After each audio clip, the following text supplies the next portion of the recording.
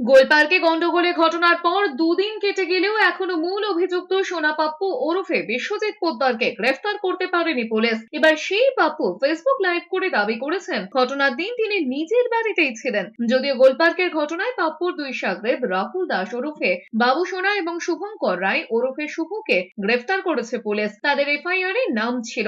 এই বাবু সোনার সঙ্গে ছবি নিয়ে প্রশ্নের মুখে পড়েছেন পাপ্পু। ফেসবুক লাইভে পাপ্পু দাবি করেছেন শুভেন্দু অধিকারীর সঙ্গে রাকেশ সিং এর ছবি রয়েছে। রাকেশ জেল খাটছে, কার দোষে কেন শুভেন্দুকে গ্রেফতার করা হবে না? তার আরো দাবি নরেন্দ্র মোদীর সঙ্গে নীরব মোদীর ছবি রয়েছে, তাহলে নীরবের জায়গায় নরেন্দ্র মোদীকে গ্রেফতার করা উচিত। প্রশ্ন তুলেছেন সোনা পাপ্পু। রবিবার রাতে কলকাতার রবীন্দ্র সরোবর থানা এলাকার গোলপার্কে কাঁকুড়িয়া রোডে দুই গোষ্ঠীর মধ্যে সংঘর্ষ বাধে। ওই ঘটনায় 3টি এফআইআর দায়ের হয়। এখনো পর্যন্ত 16 জনকে গ্রেফতার করেছে পুলিশ। সোনা পাপ্পুকে অ্যারেস্ট করতে হবে, কারণ সোনা পাপ্পু নাকি কোথায় ঝামেলা করেছে রবিবার দিন।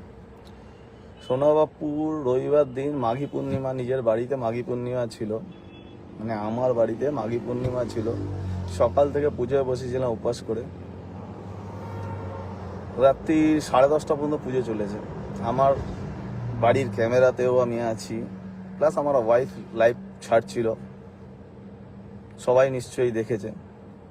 তো আমি সশরীরে আমার বাড়ির পুজোতে হাজির, সেখানে আমি ঝামেলা কি করে করতে যেতে পারি অন্য কোথাও? আর রইল কারোর সঙ্গে যদি আমার ফটো থাকে তাহলে আমি দোষী হয়ে গেলাম।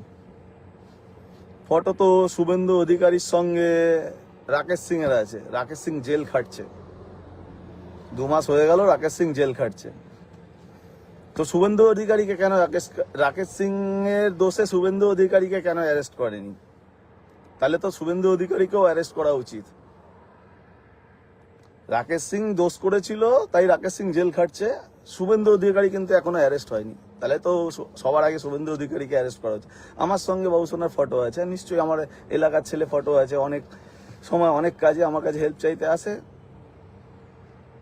আমি জনপ্রতিনিধি হিসাবে আমার কাছে অনেকেই আসতে পারে। তো ফটো থাকলেই যে আমি দোষী হয়ে গেলাম তাই না তো।